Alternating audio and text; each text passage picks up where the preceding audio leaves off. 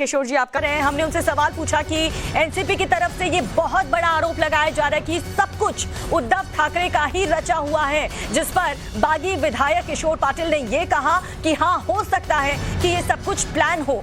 हालांकि उसके बाद वो यूटर्न मारते हुए अपने बयान से जरूर नजर आए। उन्होंने कहा कि मुझे कुछ भी नहीं पता, मैं बहुत छोटा आदमी हूं, मैं बहुत छोटा सैनिक हूं पार्टी का, मुझे कोई जानकारी नहीं थी, मुझे आदेश दिया गया था कि गाड़ी में बैठो और सूरत जाओ, सूरत से गुवाहाटी जाओ। ये सब कुछ आदेश के मुताबिक यहाँ पर किया गया है और ये आदेश उन्हें एकनाथ शिंदे ने दिया है। पूरा प्लान उद्धव का हो सकता है। ये बागी विधायक किशोर पाटिल की तरफ से बहुत बड़ा बयान सामने आया।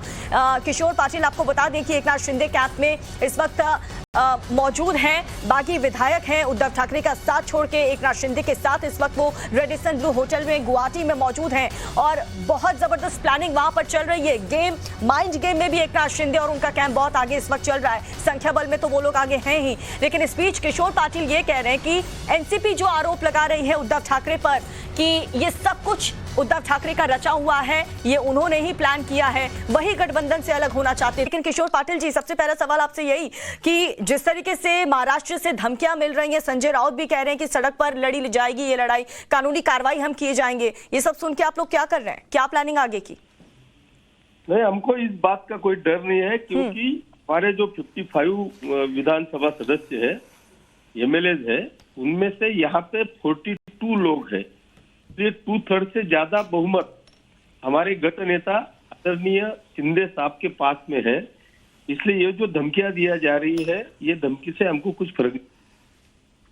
किशोर पाटिल जी देखिए, संख्या में तो आप लोग काफी बहुत ज्यादा आगे हैं, लेकिन इस वक्त माइंड गेम में भी बहुत आगे आपका शिंदे कैंप इस वक्त नजर आ रहा है। ऐसे में आपका अगला कदम क्या हो सकता है? डिप्टी स्पीकर को तो आप चिट्ठी लिख चुके हैं, अब अगला स्टेप? हमारा अगला कदम एक ही है, जो हमारे नेता जो है शिंदे साहब, वो जो हिसाब से बताएंगे उनके कहने के मुताबिक हम आगे चलेंगे।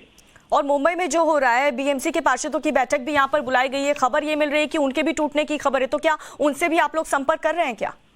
मैं इतना बड़ा नेता नहीं हूँ, मैं एक छोटा सा कार्यकर्ता हूँ। हमारे नेता एकनाथ शिंदे जी साहब जो कहते हैं, सर आप बिल्कुल बड़े नेता हैं, आप वहां पर उस 5 स्टार होटल में इस वक्त मौजूद हैं जहाँ पर सब कुछ प्लान किया जा रहा है, हमें तो बता ही सकते हैं आप। बड़े नेता ही सिर्फ 5 स्टार होटल में रहता है, ऐसा किसने बताया आपको?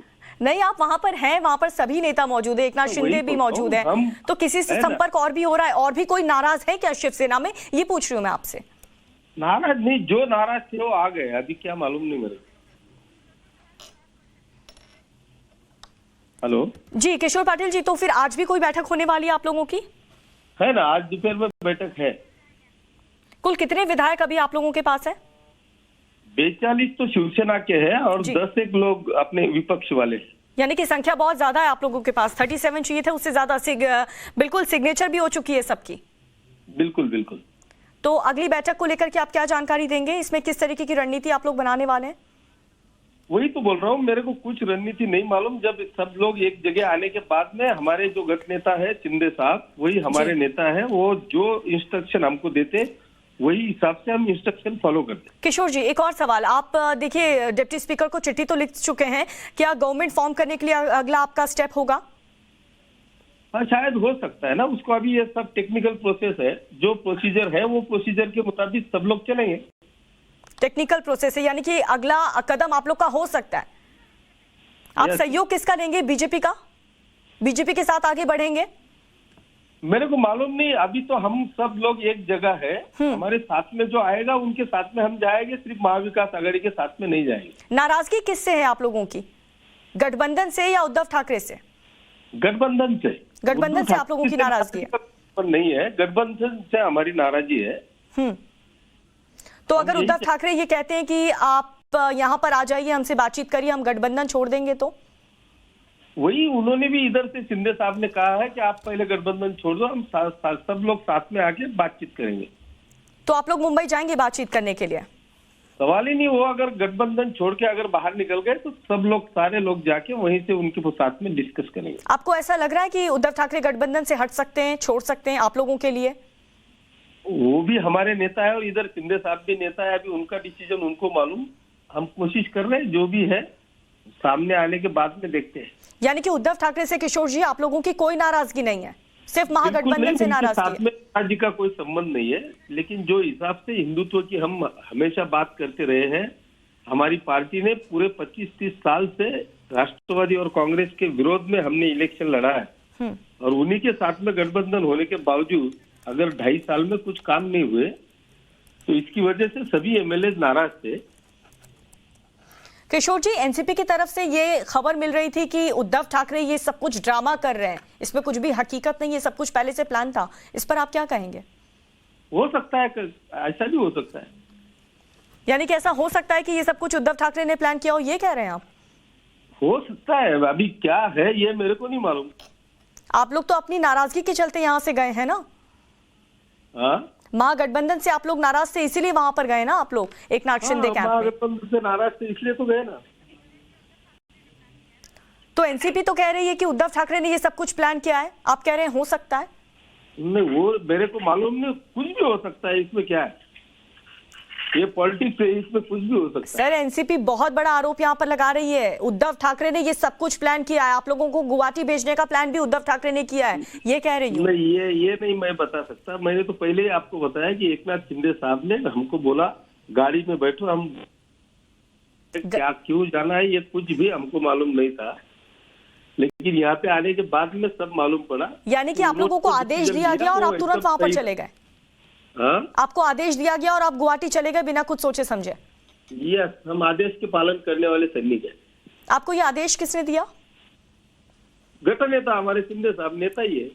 ठीक है, तो एनसीपी यही कह रही है कि ये सब कुछ उद्धव ठाकरे जी ने ही किया है? वो हम नहीं बता सकते ना मैडम। अभी आपने कहा कि हो सकता है कि उद्धव ठाकरे जी ने प्लान किया हो, अभी कुछ देर पहले ही आपने कहा। कुछ भी हो सकता है, ये पॉलिटिक्स है, लेकिन ये मेरे को मालूम नहीं है। यानी कि एकनाथ शिंदे और उद्धव ठाकरे के बीच कोई नाराजगी नहीं है, वो दोनों मिले हुए हैं, एक साथ हैं। वो पूरी जिंदगी एक साथ थे, तो मैं कैसे क्या बता सकता। तो महागठबंधन के लिए आप लोग उद्धव ठाकरे के लिए इतनी ज्यादा मुश्किलें बढ़ा रहे हैं?